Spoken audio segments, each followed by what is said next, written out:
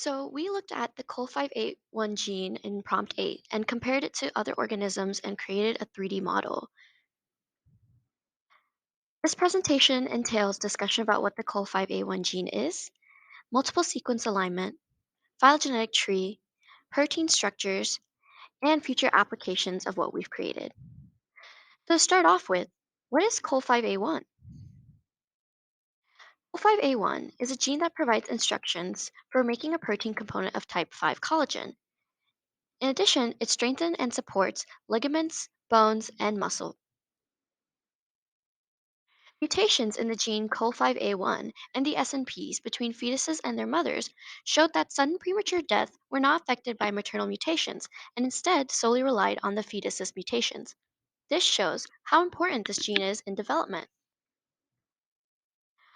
Another common mutation for this gene contributes to a form of Ehlers-Danlos syndrome, referred to as the classical types 1 and 2. These types of the syndrome have a range of effects from hypermobility and loose skin, as shown on the diagram, to life-threatening complications with internal organs. So why is understanding all of this so important? Understanding the role of connective tissue disorders is important because we can map out the structure of COL5A1 and provide insights on how the mutations affect the function of the gene. In addition, by understanding where these mutations are, we can improve drug design to have drugs that target those specific mutations. To take this even further, we can develop connective tissue that mimics the role of COL5A1 to help people with disorders or mutations in that gene. We then created a multiple sequence alignment using clustal omega. Using clustal omega, we are able to see conserved regions, and then from those conserved regions, develop a phylogenetic tree. So this is a diagram of conserved regions developed by clustal omega. As you can tell, a lot of these species are very closely linked. However, amongst the 87 species compared, there are also unconserved regions where they were varying and different.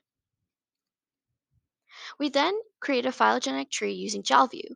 Something important to note in this phylogenetic tree is that Homo sapiens and gorillas and rhinos were more closely related than Homo sapiens were to mice.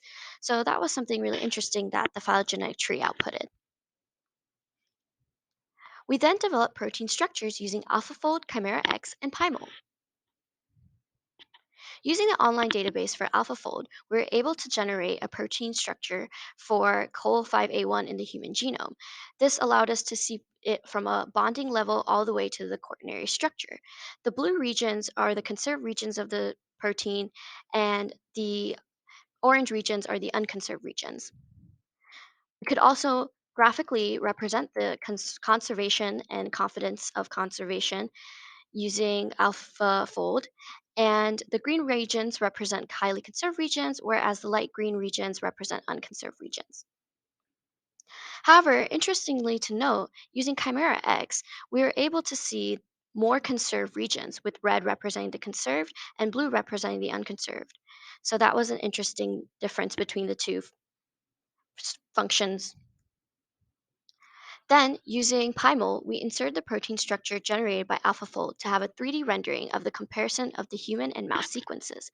Pymol allows you to go to different parts of the protein sequence and see how each specific area compares to each other.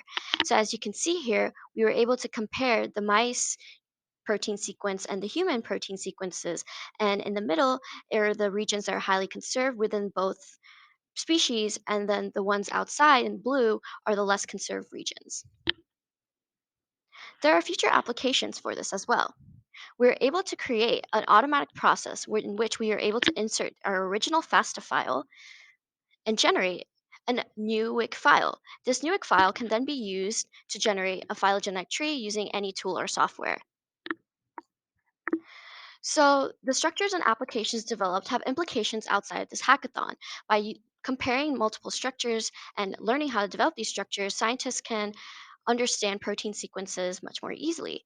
In addition, by using the automated process, we can automate and quicken processing FASTA files to determine evolutionary relatedness. And this QR code will take you to all the files that were used to create this code and structures. Thank you for listening.